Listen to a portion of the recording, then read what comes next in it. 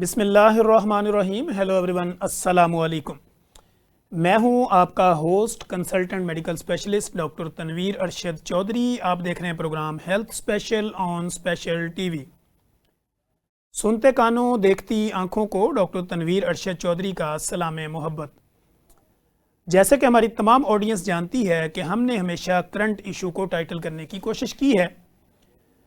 Daily basis पे हम अपने क्लिनिकल ट्रायल में, हॉस्पिटल इमरजेंसीज़ में, ओपीडीज़ के अंदर या डिफरेंट कम्युनिकेशंस के अंदर लोग हमारे क्लिनिकल ट्रायल में जिन कंप्लेंट्स के साथ रिपोर्ट होते हैं, हमारी कोशिश होती है कि हम अपने प्रोग्राम हेल्थ स्पेशल के अंदर अपने एक्सपर्ट को बुला के बेस्ड ऑन साइंस गुफ्तगू करें ताकि आप लोगों की ज़िंदगी में आसानियाँ पैदा करने के फार्मूले आप लोगों तक पहुँचा सकें।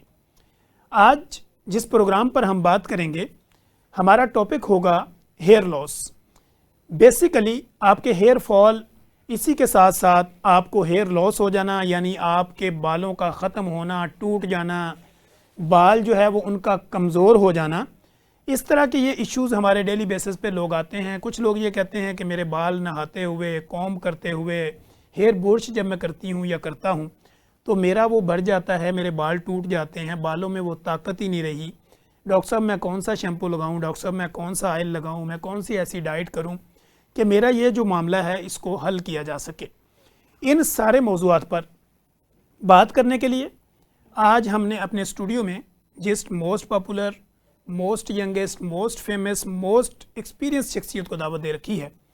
मेरे साथ स्टूडियो में तशरीफ़ रखती हैं डॉक्टर कमल जवाद, जो कि कंसल्टेंट डर्मेटोलॉजिस्ट हैं, एस्थेटिक फिजिशियन हैं, किसी तारफ़ की मोहताज नहीं है। डॉक्टर साहब welcome to the show. Thank you so much, बहुत शुक्रिया। अच्छा डॉक्टर साहब, first of all thank you so much कि आप यहाँ पे तशरीफ़ लाएँ। हमारे प्रोग्राम में हम हमेशा कोशिश करते हैं कि हमारी ऑडियंस ये जाने कि we would like to know about your personality and educational journey, कि आपको इसमें क्या हर्डल्स आई, किस तरह आज आप यहाँ पे। देखिए, थैंक यू सो मच। सबसे पहले तो प्रोग्राम में इनवाइट करने के लिए बहुत शुक्रिया आपका, और इतना अच्छा इंट्रोडक्शन देने के लिए भी बहुत शुक्रिया।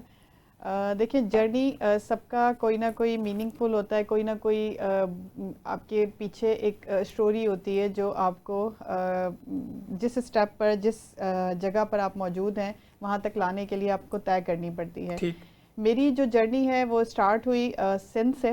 मेरा ताल्लुक बेसिकली सिंध से है, और सिंध में हैदराबाद टंडोवाल आयार से मेरा ताल्लुक है। टंडोवाल आयार में ही मैं पैदा हुई, वहीं मैंने अपनी इनिशियल सारी एजुकेशन ली, और वहीं से मेरा एडमिशन MBBS में हुआ। लम्स जामशोरों से मैंने अपना MBBS किया, और उसके बाद फिर हाउस जॉब की। उसके बाद मैंने शादी हो गई, और फिर शादी के बाद हार्डली 1 साल बाद ही मैंने अपना जो है वो MD डर्मेटोलॉजी का कोर्स स्पेशलाइजेशन स्टार्ट की। वो भी मैंने हैदराबाद से स्टार्ट की।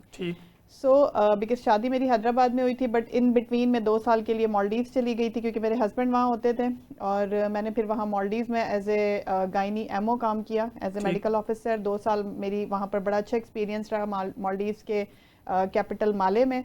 और फिर मैं जब वापस आई हूँ तो मैंने आके अपनी स्पेशलाइजेशन स्टार्ट की है इन डर्मेटोलॉजी।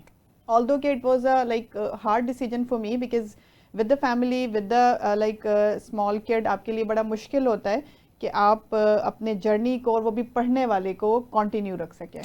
शादी के बाद हमारे यहाँ सबसे ज़्यादा प्रॉब्लम ये होती है कि आप अपनी जर्नी को कंटिन्यू नहीं रख पाते। डॉक्टर्स, बहुत सारी फीमेल अपनी सीट्स छोड़ देती हैं, अपनी जॉब्स छोड़ देती हैं, और वो जो एजुकेशन का जर्नी होता है उसे ख़त्म कर देती हैं। बट अल्हम्दुलिल्लाह आई एम ब्लेस्ड कि मेरी जो फैमिली थी वो बहुत सपोर्टिव थी। जिस तरह मेरे बाबा ने मुझे डे फर्स्ट से एक छोटे से शहर से मेरी अपब्रिंगिंग की, और मुझे मोटिवेट किया कि मैंने मेरिट पे अपना एडमिशन लिया MBBS में, और मैंने अपना जर्नी सारा तय किया। उसी तरीके से मेरे इन लॉज भी बहुत अच्छे अल्हम्दुलिल्लाह कि उन्होंने मुझे सपोर्ट किया, और उनकी सपोर्ट की वजह से मैं अपनी स्पेशलाइजेशन कंप्लीट कर पाई। बिकॉज मेरा बेटा बहुत छोटा था, 9 मंथ्स का था जब मैंने अपनी स्पेशलाइजेशन स्टार्ट की। So it was so difficult for me कि मैं छोटे बच्चे को छोड़ के घर जाना और अपनी एजुकेशन कंप्लीट करना, but it's all because of my in laws के मेरे पीछे मेरी बैकबोन बड़ी स्ट्रॉन्ग थी, मेरे हस्बैंड की सपोर्ट बड़ी अच्छी थी कि मैंने अपनी ना सिर्फ वो MD कंप्लीट की, वहाँ से अपनी स्पेशलाइजेशन कंप्लीट की। उसके बाद लाइक जैसे मेरी स्पेशलाइजेशन कंप्लीट हुई, मेरे हस्बैंड जो है वो यहाँ लाहौर आ गए, एज ए कार्डियोलॉजिस्ट वो काम कर रहे हैं यहाँ पर गवर्नमेंट हॉस्पिटल में। जी उनके साथ ही मैंने भी अपना गवर्नमेंट हॉस्पिटल का जर्नी स्टार्ट किया ठीक ननकाना साहिब में। मैं DHQ ननकाना में 2 साल एज ए कंसल्टेंट डर्मेटोलॉजिस्ट रही हूँ, ठीक और बड़ा अच्छा मेरा वहाँ वो टाइम था जो मैंने स्पेंड किया। सो बीच में मैंने अपनी प्राइवेट प्रैक्टिस भी स्टार्ट कर दी थी।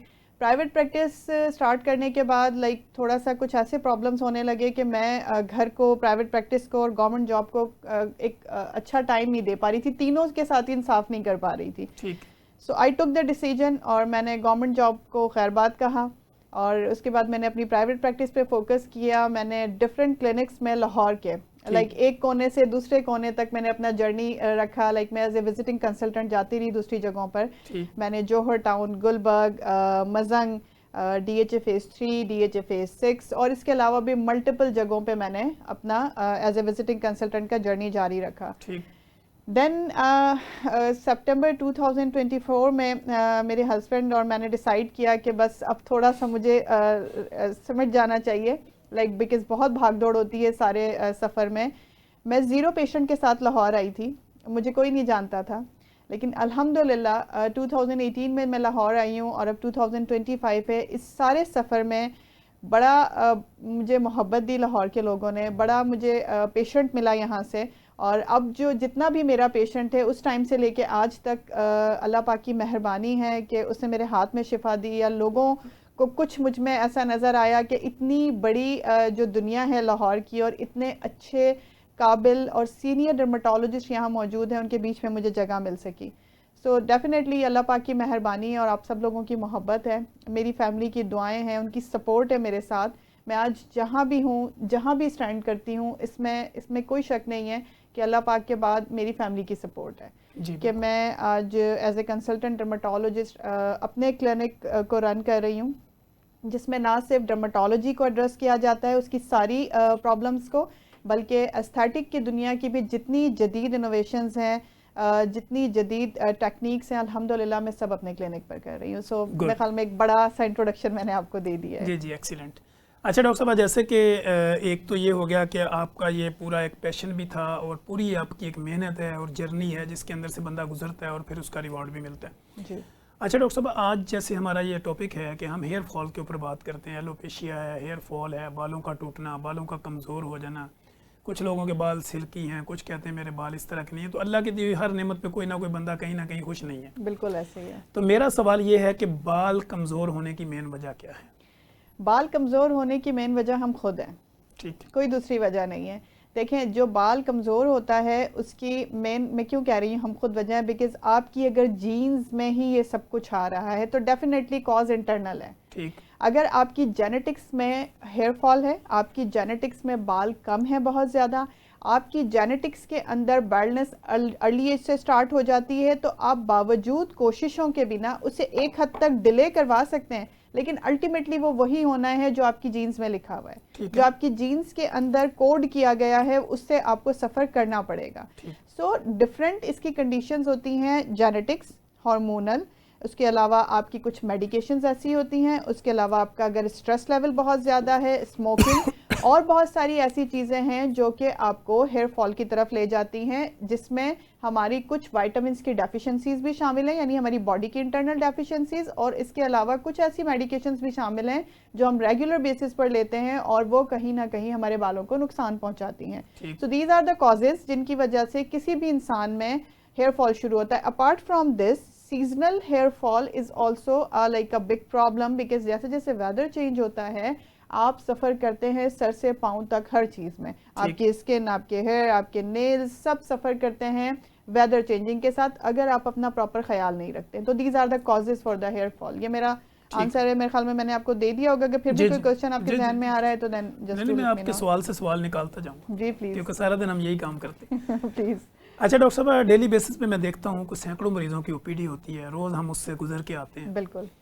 तो मुझे जब कोई कंसल्टेंट कहता है ना कि क्या क्या सवाल होंगे, मैं उनको कहता हूँ 300-400 की मेरी ओपीडी है और 300-400 सवाल है, उसको किस शक्ल में, किस रंग से मैंने आपसे निकलवाना, ये मेरा फन, मेरा काम है। अच्छा डॉक्टर साहब, आप मानसून की बात करते हैं आजकल। वैसे I'm sorry मैं आपकी बात करती हूँ, इट्स अ गुड थिंग कि बहुत अरसे के बाद एक डॉक्टर मेरे सामने हैं और मुझे थोड़ा सा सोच के आंसर करना पड़ेगा, अदरवाइज मुझे सोचना नहीं पड़ता और मैं फ्री हैंड दे देती हूँ एंकर को कि आपको जो क्वेश्चन करना है आप कीजिए। ठीक, थैंक यू, ये आपकी मोहब्बत है डॉक्टर साहब। अच्छा डॉक्टर साहब, आजकल मानसून है, बारिशें बहुत ज़्यादा हैं और ऐसे इलाके भी हैं जहाँ पे पानी का भी मसला आ जाता है, वहाँ पे बिजली भी नहीं होती, 100 मसाइल होते हैं। तो बाल टूटने के साथ साथ मानसून का भी कोई लिंक होता है? बिल्कुल लिंक होता है और बड़ा गहरा लिंक होता है। आजकल जितने बाल हाथों में आ रहे हैं, मेरे भी आ रहे हैं, मुझे भी हेयर फॉल हो रहा है, ये बेसिकली होता है एक temporary hair loss because of monsoon. क्यों होता है? क्योंकि मानसून में ह्यूमिडिटी बढ़ जाती है, जिसकी वजह से जो आपका हेयर क्यूटिकल है, जो आपकी हेयर फॉलिकल है, वो स्वेल हो जाता है। और स्वेल होने की वजह से वो लूज हो जाता है अपनी जगह से, क्योंकि उसमें स्वेलिंग आ जाती है बिकॉज ऑफ द ह्यूमिडिटी। उसके बाद वो जो आपका हेयर स्ट्रैंड होता है, जो आपके बालों की लेंथ होती है, वो भी इसकी वजह से वीकेस्ट हो जाती है। बिकॉज ऑफ ह्यूमिडिटी आपका बाल वीकेस्ट हो जाता है मानसून में, और ह्यूमिडिटी की वजह से आपको हेयर फॉल होता है। But it's totally a temporary hair fall. Monsoon में जो हेयर फॉल होता है, जैसे नॉर्मली मैं कहती हूँ कि हमारे तकरीबन 50 से 100 के करीब अगर बाल गिरते हैं तो दिस इज टोटली नॉर्मल, ठीक है। लेकिन अगर आपको लग रहा है कि ये इस स्ट्रेंथ से ज्यादा है जो मेरे नॉर्मल बाल गिरते हैं, तो मतलब मानसून के मौसम में गिर रहे हैं, तो उसे टॉलरेट कीजिए from the month of July till month of September. लेकिन उसमें आपके कोई बैल्ड पैचेस नहीं आने चाहिए, कोई गंजपन के निशान नहीं आने चाहिए बालों के अंदर। आपको फील ये भी हो रहा है कि बाल गिर रहा है एक तरफ और दूसरी तरफ आपको हेयर ग्रोथ भी हो रही है, तो इट्स टोटली नॉर्मल। इसे टॉलरेट कीजिए। आसान तरीका ये होता है कि आप अपने बालों को डेली वॉश कीजिए। वॉश करेंगे तो क्या होगा कि वो जो सीबम आपके बालों में इकट्ठा हो गया ह्यूमिडिटी की वजह से, वो वॉश आउट हो जाएगा। जब वो वॉश आउट होगा तो आपके बालों को एक रिलीफ मिलेगा, पोर्स ओपन होंगे, उनमें nutrition, oxygen, each and everything बिल्कुल बैलेंस जाएगी। तो ये एक घरेलू आप कर सकते हैं नुस्खा कि जिससे आप मानसून में हेयर फॉल को कम कर सकते हैं। लेकिन गिरने तो हैं बाल, ये तो तयशुदा बात है कि बारिशों के मजे लेने हैं तो बाल तो गिरने हैं। ठीक है।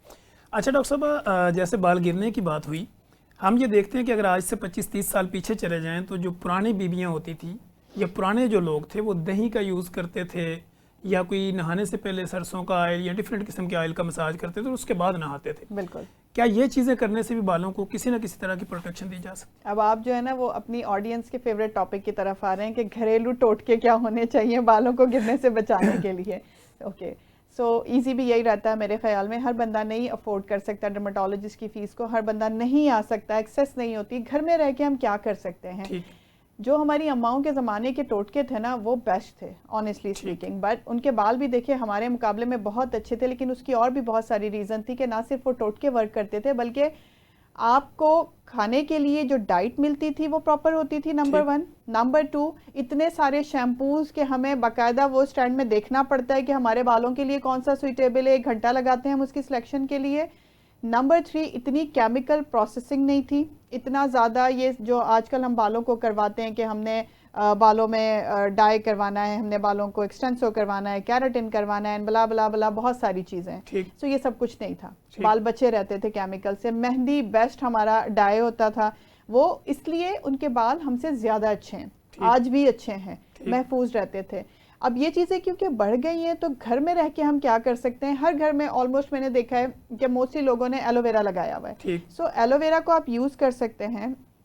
तरीका ये होता है कि एलोवेरा आपको आप निकालें, उसका गूदा निकालें, उसे कम से कम 2 घंटे के लिए फ्रिज में रखें ताकि उसका जो टॉक्सिन है वो सारा निकल जाए। और उसके बाद वॉश करने के बाद आपने उसे फ्रिज में रखना है। उसके बाद आप उसे बाहर एलोवेरा की जो जेल है वो आपने निकालनी है अंदर से, फिर उसको फ्रीज करना है। पहले आप पूरा उसे वॉश करें, उसके ऊपर वाली लेयर रिमूव करें, उसके बाद वो जो गूदा निकला है उसे आप किसी कंटेनर में डाल के फ्रिज के अंदर रख दें और फिर वो 2 घंटे तक रखा रहने दें। 2 घंटे बाद निकाल के आप उसको बराबर मिकदार में दही के साथ मिला लें। ठीक है। सो इन दोनों का मिक्सचर जो है वो बेस्ट होता है आपके बालों में। ना सिर्फ वो मॉइस्चराइजर करता है, बालों को मॉइस्चराइज करेगा।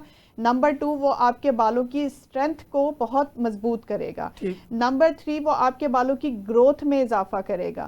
और नंबर 4, इन दोनों का मिक्सचर अगर आप वीक में कम से कम 1 मरतबा लगा लेते हैं तो आपके बाल काफी हद तक डैंड्रफ से भी महफूज रहेंगे। एक टोटका मैंने आपको ये बता दिया। दूसरा टोटका जो मानसून के लिहाज से मैं आपको बताने लगी हूँ, उसमें आप हनी, सिनेमन और उसके साथ एलोवेरा, इन तीनों का मिक्सचर बनाइए। सिनेमन को आप पीस लेना, जो दालचीनी होती है पाउडर फॉर्म में, और इसका अगर आप मास्क बना के वीक में एक मरतबा अपने सर में लगाएंगे तो आप ट्रस्ट करें आपके बालों को ना सिर्फ शाइन मिलती है ठीक। बल्कि आपके बालों से काफ़ी हद तक ये जो ह्यूमिडिटी की वजह से बाल आपका हर वक्त ऑयली ऑयली लगता है वो भी निकल जाता है। ठीक। सो दीज 2 टोटकाज आर बेस्ट। अगर आप मूनसून में करते हैं तो काफ़ी हद तक आपका बाल बेहतर हो जाएगा। ठीक। डॉक्टर साहब ये तो हमने बात कर ली नॉर्मल ऑडियंस के लिए और वो जो अफोर्डेबल नहीं है। अब हम एलीट क्लास की अगर बात करें तो वो इस मौसम में अपने बालों की हिफाजत कैसे करें?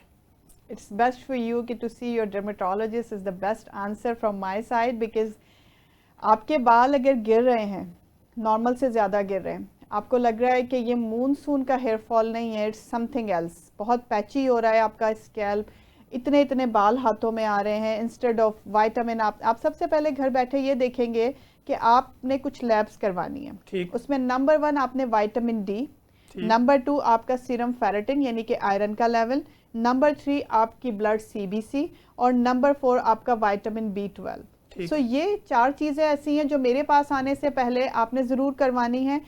अगर आपको लगता है कि आपकी फैमिली में हार्मोनल इशू है, अगर आपको लगता है कि कोई ऐसा प्रॉब्लम उसके सिम्टम्स आपको आ रहे हैं, जैसे मोस्ट कॉमन इसमें से है PCOS जो आजकल तकरीबन 80% खवातीन सफ़र कर रही हैं, और नंबर 2 थायराइड का इशू, इधर वो हाइपर थायराइड हो, बढ़ा हुआ हो या कम हो, हाइपोथायराइड हो। सो ये टॉप ऑफ द लिस्ट 5 चीज़ें ऐसी हैं जिसे मेरे पास आने से पहले या किसी भी डर्मेटोलॉजिस्ट के पास आने से पहले आप ज़रूर करवा लें। अगर आप ये लैब्स करवा लेंगे तो आपको एक विजिट बच जाएगा, बिकॉज एक विजिट में हमने अल्टीमेटली आपको ये सारे लैब्स लिख के देने होते हैं। आपने ये इन्वेस्टिगेशंस करवानी ही करवानी है। क्यों? क्योंकि किसी भी चीज़ से ज़्यादा इम्पॉर्टेंट है आपकी इंटरनल हेल्थ। अगर इंटरनल हेल्थ में ये सब चीज़ें परफेक्ट हैं देन हमारे पास दूसरे ऑप्शंस मौजूद हैं। आपके सर में डैंड्रफ तो नहीं है, आपका जेनेटिक्स का पहलू तो स्ट्रांग नहीं है, या फिर कोई ऐसी मेडिकेशंस आप ले रहे हैं जिनकी वजह से आपका हेयर फॉल ज़्यादा हो रहा है, स्ट्रेस लेवल तो बहुत ज़्यादा नहीं है, आप स्मोकिंग तो नहीं करते, आप अल्कोहल तो नहीं लेते, स्लीप पैटर्न भी देखना होगा, स्लीप पैटर्न आपका कैसा है, आपका स्क्रीन टाइम कितना है, ये सब चीज़ें मैटर करती हैं बहुत ज़्यादा आपके हेयर फॉल को लेके। सो उन सब चीज़ों को देखिए और फिर अपने डर्मेटोलॉजिस्ट को आके मिलें तो वो यकीनन सॉर्ट आउट करेंगे कि आपके लिए क्या बेस्ट है। ठीक है। अच्छा डॉक्टर साहब, इसी से रेलिवेंट हम एक सवाल ये भी कर लेते हैं कि बाल चिड़ की भी आजकल हम देखते हैं कुछ जगह पे लोगों को डिफरेंट पैचेस बनना शुरू हो जाते हैं। बिल्कुल। तो इसमें फिर हम देखते हैं लोग अपने घरों में, कोई कहता है कि स्पियोनियन का पानी लगा दें, कोई प्याज, थोम, अदरक, शहद लगाना शुरू कर देते हैं। बीइंग अ कंसल्टेंट डर्मेटोलॉजिस्ट आप इसको मिथ समझती हैं, रियलिटी है? देखिए, जब आपको एक दफ़ा बाल छड़ हो गया, एलोपेशिया हुआ, इरिएटा है, सिकेट्रिकल है, उसकी डिफरेंट टाइप्स होती हैं। ऑब्वियसली आम ऑडियंस को उसमें इंटरेस्ट नहीं होगा, लेकिन ये हमारे लिए इंपॉर्टेंट होता है कि बीइंग अ डर्मेटोलॉजिस्ट मैं ज़रूर इसे एड्रेस करना चाहूँगी कि अगर आपको बाल छड़ या फिर वो बीमारी जिसमें आपके बालों में गंजपन के पैचेस बनना शुरू हो जाते हैं और वो हथेली की तरह प्लेन हो, उससे कोई बाल नहीं है, इट मीन्स कि अब आपका टाइम ज़रूर है कि आपने अपने डर्मेटोलॉजिस्ट से मिलना है, क्योंकि ये अब आप घरेलू टोटकों से नहीं कर सकते। बहुत सारे लोगों को हकीमों से इलाज आराम आ जाता है, बहुत सारे लोग ऐसे हैं जो कोई घरेलू टोटके डिफरेंट सैलून्स के ऊपर भी लोग ऑयल शेल लगवा लेते हैं। कोई आजकल तो बड़े मशहूर हो रहे हैं, हकीम साहब के ऑयल भी बहुत मशहूर हो रहे हैं, और उसके बाद जब उनकी स्किन खराब जी नाजरीन कहीं मत जाइएगा, हमारे साथ रहिएगा। डॉक्टर कमल जवाद हमारे साथ मौजूद हैं, बड़ी मज़े की गुफ्तगू जारी रखे हुए हैं, कहीं मत जाइएगा, हमारे साथ रहिएगा। यहाँ पे वक्त हुआ एक ब्रेक का, और ब्रेक के बाद जब हम आएंगे तो डॉक्टर साहब से मजीद मज़े की गुफ्तगू जारी रखेंगे। वेलकम बैक नाजरीन, जैसे कि आप देख रहे हैं कि हेल्थ स्पेशल प्रोग्राम में आज हम बात कर रहे हैं हेयर फॉल के ऊपर, हेयर लॉस के ऊपर, एलोपेशिया के ऊपर, आपका गंजपन क्यों होता है, बाल कमज़ोर क्यों होते हैं, कौन सा शैम्पू लगाना चाहिए, डाई कब कब करवाना चाहिए, इसके इफ़ेक्ट्स क्या होते हैं, आपको इसके फ़ायदे क्या मिलते हैं, एक कंसल्टेंट डर्मेटोलॉजिस्ट आपको क्या सजेस्ट करती हैं, इन सारे मौज़ूआत पर हम अपनी गुफ्तगू जारी रखे हुए हैं। हमारे साथ शामिल गुफ्तगू डॉक्टर हमारे साथ मौजूद हैं, और डॉक्टर कमल जवाद जो है वो बड़े ज़बरदस्त और मुदल्लल अंदाज के अंदर बेस्ड ऑन साइंस गुफ्तगू करके आप लोगों की ज़िंदगी में एक अच्छा मैसेज डिलीवर करने की भरपूर कोशिश कर रही हैं।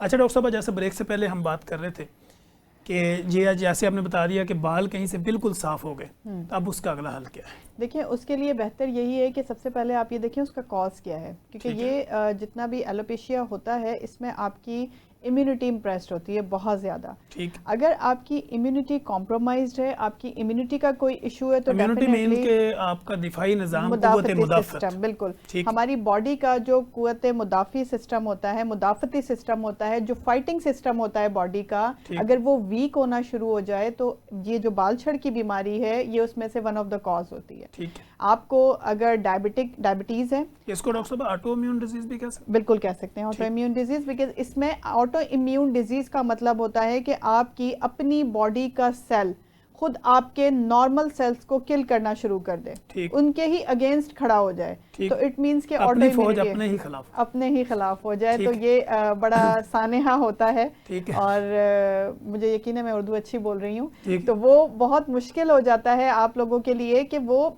उसको करना क्या है। उसमें ना सिर्फ ये शामिल है एलोपेशिया, बल्कि उसमें आपका डायबिटीज़ भी शामिल है, उसमें आपका विटिलाइगो जिसे हम फुलवेरी कहते हैं या बर्स की बीमारी कहते हैं, उसके अलावा सोराइसिस जैसी बीमारी है, ये सब ऑटो इम्यून डिजीजेज हैं। इन सब में आपकी बॉडी का अपना सेल आपकी बॉडी के नॉर्मल सेल्स को किल करना शुरू कर देता है, जिसकी वजह से एबनॉर्मलिटी क्रिएट होती है। और भी बहुत सारे, बट मैं अपनी फील्ड से रिलेटेड बात करूंगी।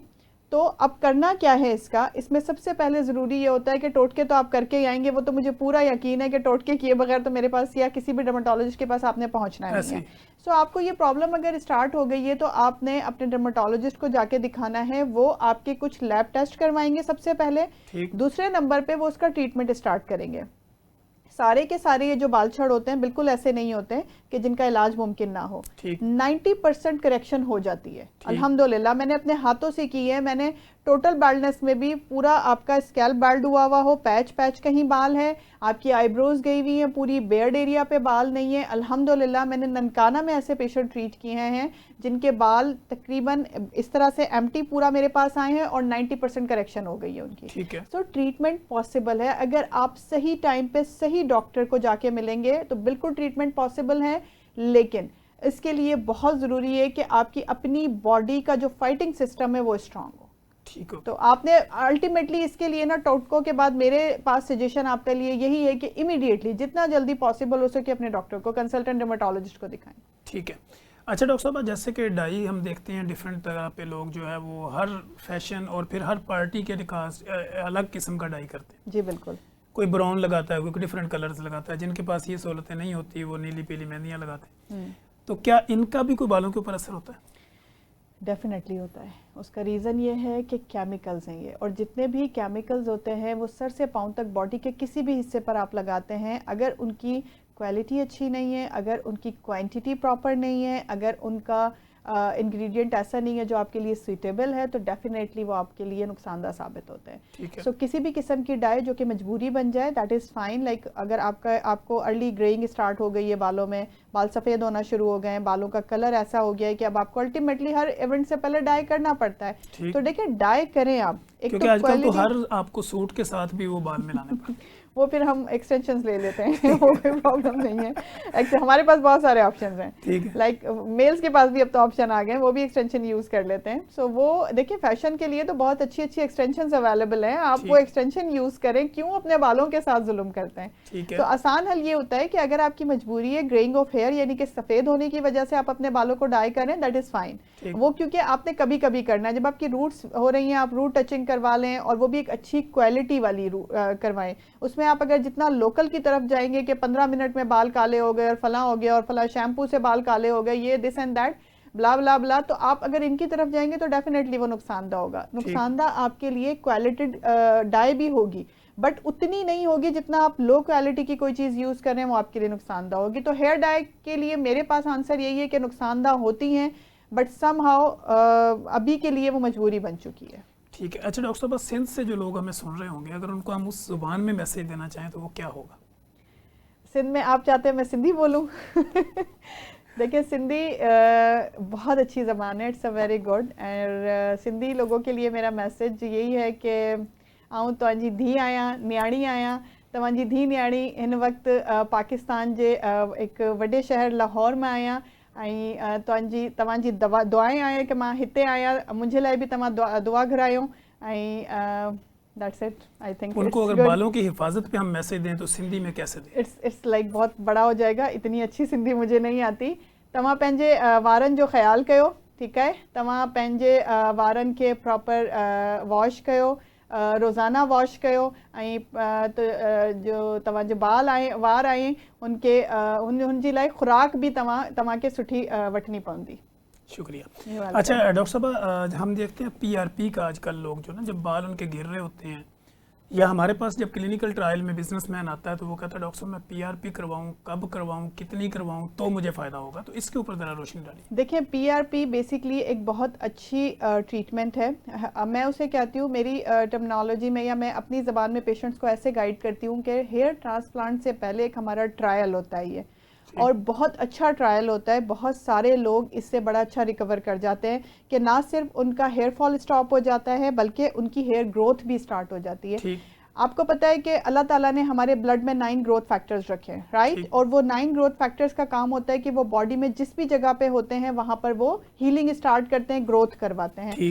सो वो ग्रोथ फैक्टर्स बेसिकली हम ड्रॉ करते हैं, सेंट्रीफ्यूज करते हैं आपके अपने ब्लड से, और वो इंजेक्ट करते हैं आपके बालों में। पीआरपी से मॉडर्न फॉर्म पीआरएफ है, पीआरएफ से और मॉडर्न फॉर्म पीआरजीएफ है, देन अब आपको पता है एक्सोसोम और स्टेम सेल का ज़माना है। पीआरपी तो बेचारी थोड़ी पीछे ही रह गई है।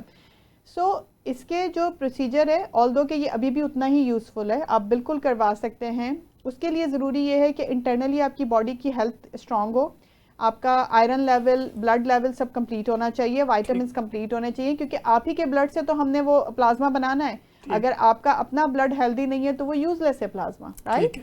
सो वो आप अपनी इंटरनल हेल्थ को स्ट्रॉन्ग करवाइए, और उसके बाद आप 6 सेशन हम करते हैं, महीने में एक सेशन होता है पीआरपी का, और वो आप करवा सकते हैं। उसमें अगर आपको ग्रोथ नहीं हो रही किसी भी वजह से, ड्यू टू लाइक कोई भी रीज़न हो, तो कम से कम आपका हेयर फॉल ज़रूर स्टॉप होता है। So this is the best treatment, आप करवाएं। लेकिन अगेन मैं यही कहूँगी कि जगह जगह जो एस्थेटिक सेटअप्स खुले हुए हैं, प्लीज़ उनके पास जाके ना करवाएं, because this is not the only option we have. बहुत सारी चीज़ें हमें उससे पहले देखनी होती हैं। आप एंटर हो किसी एस्थेटिक सेटअप में, आई एम सॉरी, मैं किसी को ब्लेम क्लेम नहीं कर रही, बट आप यकीन करें ऐसा ही होता है कि आप किसी एस्थेटिक सेटअप में एंटर हो, आपको पहला ऑप्शन दिया जाता है प्रोसीजर का।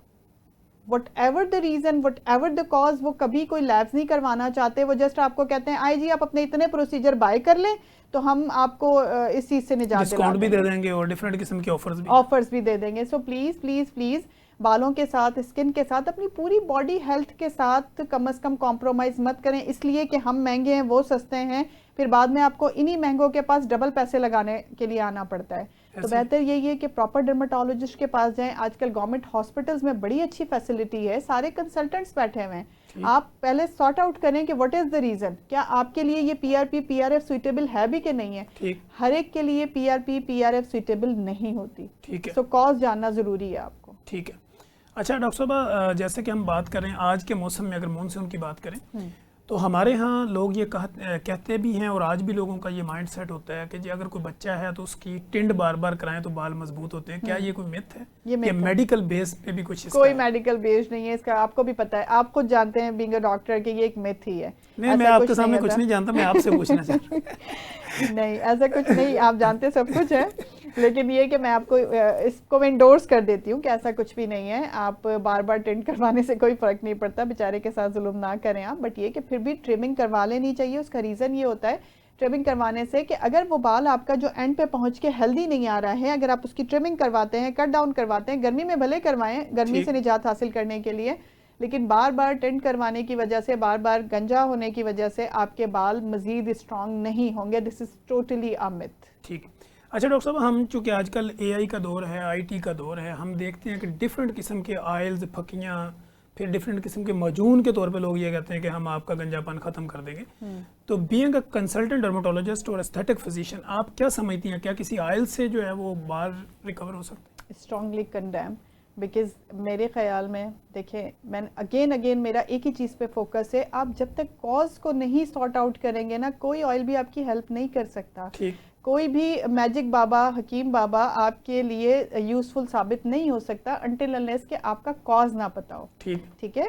इंटरनली आपकी बॉडी में ढेरों डेफिशिएंसीज हैं, हार्मोनल प्रॉब्लम चल रहे हैं, ठीक। आपने वो मैजिक हकीम बाबा का ऑयल लेके लगा लिया इसलिए कि आपने सोशल मीडिया पे देखा था कि उन मैजिक हकीम बाबा ने बहुत सारे सेलिब्रिटीज़ को, वेल नोन पर्सनालिटीज़ को बाल दे दिए हैं, तो जी हमें भी उससे फ़ायदा हो जाएगा। फिर ठीक। एट द एंड मेरे पास पेशेंट कैसे आ हालांकि रहे ये हैं, सारी पेड ऐड होती हैं कि पैसे दे के वो ऐड काश बनाई ये बात कोई समझ सके ठीक कि वो पेड होता है सारा सब कुछ। और दूसरी बात ये है कि अगर देखें किसी एक को फ़र्क पड़ भी जाता है, आप यकीन करें बहुत सारे ऐसे रेनाउंड लाहौर के अंदर हकीम हैं जिनके ऑयल बड़े मशहूर हो रहे हैं, और फिर एट द एंड पेशेंट हमारे पास कैसे आते हैं जो ट्रांसप्लांट करवाने आए या जो अपने बालों को लेके आए, उनके बालों की ऊपर की स्किन सारी तबाह हुई होती है, उसमें इन्फेक्शन हुआ होता है। दूसरे नंबर पे बालों में दाने निकले हुए होते हैं मोटे मोटे, क्यों? क्योंकि पता नहीं, I don't know what kind of जड़ी बूटीज दे आर यूजिंग, सो वो अल्टीमेटली तो आपकी स्किन को ख़राब ही करेंगे ना। तो फिर प्लीज़ मत इस तरह करें। बाल बड़ा इंपॉर्टेंट होते हैं, आपकी पर्सनालिटी का बड़ा खूबसूरत हिस्सा होते हैं, अपने बालों को बचाएं। अगर कोई प्रॉब्लम है भी तो एक दफ़ा उसका कॉज रूल आउट करवा लें, सॉर्ट आउट करवा लें, देखें शायद उस कॉज को आप अगर करेक्ट करते हैं, करेक्शन करने से ही आपका बाल वापस आ जाए, आपको ना हकीम साहब के चक्कर लगाने पड़े। तो प्लीज़ ना जाएं हकीमों के पास, मत अपने बालों को ख़राब करवाएं। सारे हकीमों ने मिलकर मेरा बाइकआउट कर देना है आपके बाद। अच्छा डॉक्टर साहब, जैसे कि हम देखते हैं इस वक्त अगर मैं पूरी दुनिया की बात करूं तो 2 अरब इंसान पूरी दुनिया में जो तकरीबन ओबेसिटी का शिकार हैं, प्री डायबिटिक हैं। अगर मैं पाकिस्तान की बात करूं तो 5 से 6 करोड़ ऐसा पेशेंट यहाँ पे मौजूद है जो कि डायबिटिक है। बिल्कुल। अगर हम इनको ज़बरदस्ती इनका चेकअप शुरू कर दें तो इतने ही और हैं कि जिनको प्री डायबिटिक हैं, डायबिटिक है, ओबेसिटी है। क्या प्री डायबिटिक, ओबेसिटी और डायबिटिक ये भी एक काज बनती है आपके हेयर लॉस की? देखें, ये मैंने आपको पहले अभी थोड़ी देर पहले बताया था कि ये भी कहीं ना कहीं हमारे इम्यून सिस्टम को, यानी कि मुदाफ़ती सिस्टम को ख़राब करती है। ठीक है। जब आप डायबिटिक हो जाते हैं तो इट मीन्स कि आपकी बॉडी की इंटरनल वीकनेस स्टार्ट हो जाती है। आपने देखा है कि बहुत सारे डायबिटिक पेशेंट ऐसे हैं जिनके जॉइंट्स में पेन होता है, स्टार्ट ही पेन से होता है, तो उन्हें पता चलता है कि लेग क्रैम्प्स हैं, पेन हो रहा है, आपकी एड़ियों में दर्द हो रहा है, थका थका फील हो रहा है, तो फिर जब डायग्नोज होता है तो बाकी चीजें निकल आती हैं। और प्री डायबिटिक तो अपने आप को मानते ही नहीं ना, हमें डायबिटीज है, वो तो उतने ही आम खाएंगे जितने उन्होंने खाने हैं, 10 खाने हैं 10 ही खाएंगे। वो कहते हैं अभी शुगर हुई थोड़ी है, जब होएगी देखी जाएगी तब। सो डायबिटीज का या किसी भी इम्यून सिस्टम को मुतासिर करने वाली प्रॉब्लम का आपके बालों की सेहत पे बिल्कुल असर पड़ता है। बिल्कुल आपको हेयर फॉल होता है, आपका बाल वीक होता है। आपको अगर स्ट्रेस है तो आपका बाल वीक होगा। आपको कोई बीमारी है जैसे ब्लड प्रेशर की, शुगर की, कोई हार्मोनल इशू है, अल्लाह रहम करे, किसी को कैंसर है, कोई हार्ट डिजीज है, किडनी डिजीज है, आप मेडिसिन ले रहे हैं। ठीक। दूसरे नंबर पे अगर आपकी कोई रीसेंट सर्जरी हुई है किसी भी किस्म की, जैसे फीमेल में सिजेरियन सेक्शन होते हैं, आपकी अपेंडिसाइटिस, आपका अपेंडिक्स रिमूव हुआ है, आपको किडनी का कोई प्रॉब्लम था, आपको गैल ब्लैडर की सर्जरी हुई है जिसकी वजह से वीक 3 दिन 4 दिन 5 दिन आपने हॉस्पिटल में स्टे किया है, ये सब वो रीजन है जिनकी वजह से हेयर फॉल होता है। आपको फीवर रहा है 1 हफ्ते तक तो भी आपका हेयर फॉल होगा। आपको टाइफाइड हुआ है, हेपेटाइटिस हुआ है, कोविड हुआ है, डेंगू हुआ है, ये सब वो कॉज हैं जिनके बाद हेयर फॉल सिवियरिटी से होता है। और पेशेंट हमारे पास बाकायदा कोविड के बाद, आप यकीन करें हम अभी तक करेक्शन कर रहे हैं। जो कोविड उस वक्त आया था, अभी भी आपको पता है आजकल भी लोगों को कोविड हो जाता है। सो कोविड के बाद बालों का गिरना बहुत कॉमन है, डेंगू के बाद बालों का गिरना बहुत कॉमन है, टाइफाइड के बाद बालों का गिरना बहुत कॉमन है, क्योंकि आपकी इम्यूनिटी कंप्रोमाइज होती है। Exactly, the main cause is immunity, मुदाफती सिस्टम। तो जो चीज भी आपकी मुदाफती सिस्टम को खराब करता है वो हेयर फॉल का कॉज बनेगा। ठीक। अच्छा डॉक्टर साहब, मानसून की जैसे हम बात कर रहे हैं तो मानसून के मौसम के अंदर हेयर ट्रांसप्लांट कराना, लोग ये समझते हैं कि ये 2-3 महीने निकल जाएं तो फिर कराऊंगी या कराऊंगा।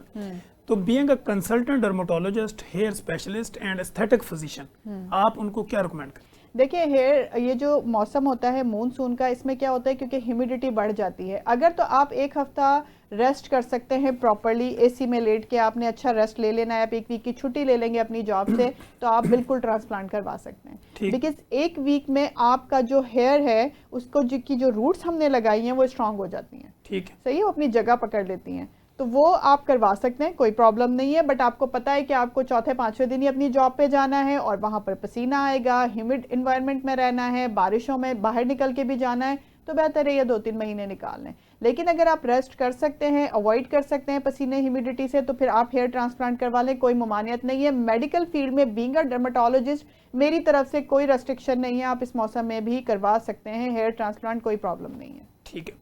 अच्छा डॉक्टर साहब, हेयर ट्रांसप्लांट जब से स्टार्ट हुआ था और अब तक इसमें कितनी एडवांसमेंट आ चुकी है? बहुत एडवांसमेंट आ गई है।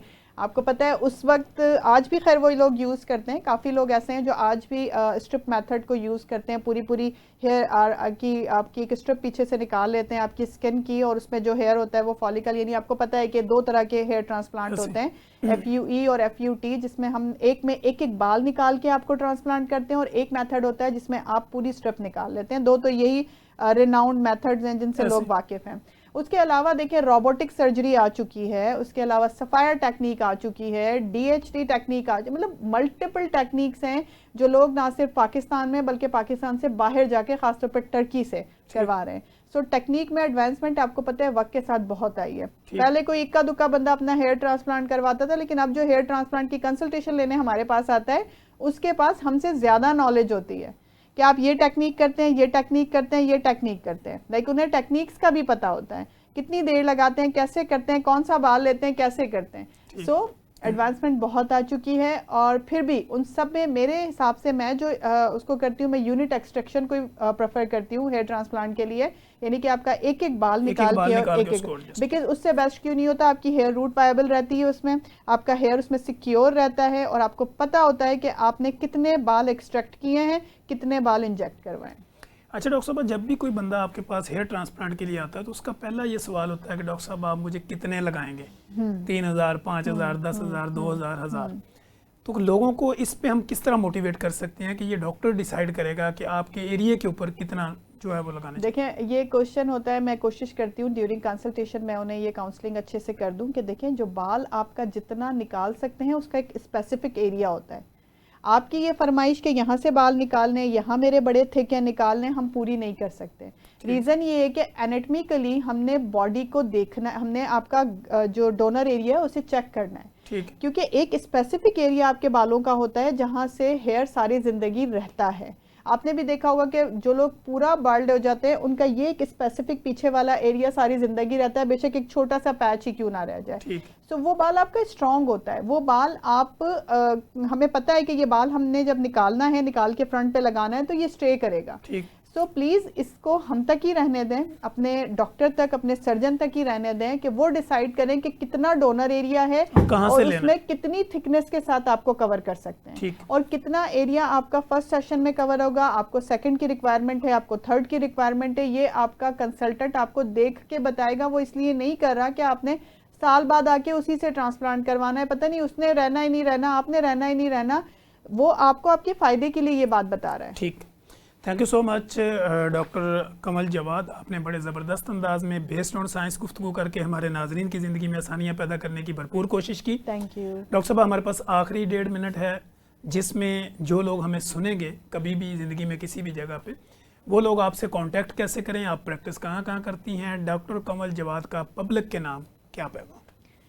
हाँ, मेरी जो प्रैक्टिस है, मैं DHA फेज 6 में DKJ aesthetics and health care के नाम से अपनी प्रैक्टिस करती हूँ, और मैं वहाँ ऑलमोस्ट 7 डेज़ अ वीक होती हूँ। टाइमिंग्स मेरी डिफरेंट हैं। इसके अलावा मैं DHA फेज 3 Y ब्लॉक में होलिस्टिक केयर में डेली प्रैक्टिस करती हूँ एक्सेप्ट ट्यूसडे। वहाँ मैं 7:30 से लेके और अराउंड अबाउट 9:30 तक होती हूँ। उसमें भी मैं ट्यूसडे के अलावा पूरा वीक होती हूँ, इवन संडे को भी होती हूँ। और प्रैक्टिस में जोहर टाउन क्यूटेरा एस्थेटिक्स में भी as a visiting consultant Wednesday के दिन जाती हूँ। So these are the things. आप मुझे कांटेक्ट कर सकते हैं, मेरे सोशल मीडिया अकाउंट्स हैं डॉक्टर कमल जवाद के नाम से, प्लस आप गूगल पे भी डॉक्टर कमल जवाद लिखेंगे तो मेरे ख्याल में मेरी डिटेल्स भी आ जाएंगी, मुझ तक पहुँचने का कॉन्टैक्ट नंबर भी आ जाएगा। और जहाँ तक पब्लिक मैसेज की बात है तो प्लीज़ मेरा एक मैसेज है, मैं कोशिश करती हूँ कि हर टीवी चैनल के थ्रू आपको दूँ कि अपनी स्किन, हेयर और नेल्स की हिफाजत कीजिए, पूरी बॉडी की हिफाजत कीजिए, क्विकली से बचिए, कोशिश करें, बिकॉज आप उसे ख़त्म कर सकते हैं। अगर आप लोग प्रॉपर डॉक्टर के पास जाएंगे, सर्च करके जाएंगे कि जिस डॉक्टर को आप कंसल्ट करने लगे उसकी डिग्रीज़ क्या हैं, क्या वो इतना कैपेबल है कि जिसके पास आप अपने प्रॉब्लम्स को लेके जा रहे हैं वो आपके प्रॉब्लम्स को सॉर्ट आउट कर सकता है, तो ही आप उसके पास जाएं। प्लीज़ यही मेरा स्ट्रॉन्ग मैसेज है कि किसी भी एस्थेटिक क्लिनिक पर सिर्फ इसलिए मत जाएं क्योंकि वो सस्ता है। जी नाजरीन, आज आपने हमारा प्रोग्राम सुना और अब इस प्रोग्राम को देख के आपने क्या चीज़ें सीखी, फैसला आपका। मुझे डॉक्टर कमल जवाद और मेरी प्रोडक्शन टीम को इजाज़त दीजिए। हम दोबारा एक नए गेस्ट के साथ, नए सवाल जवाब के साथ दोबारा हाजिर होंगे। तब तक के लिए इजाज़त दीजिए। अल्लाह हाफिज़।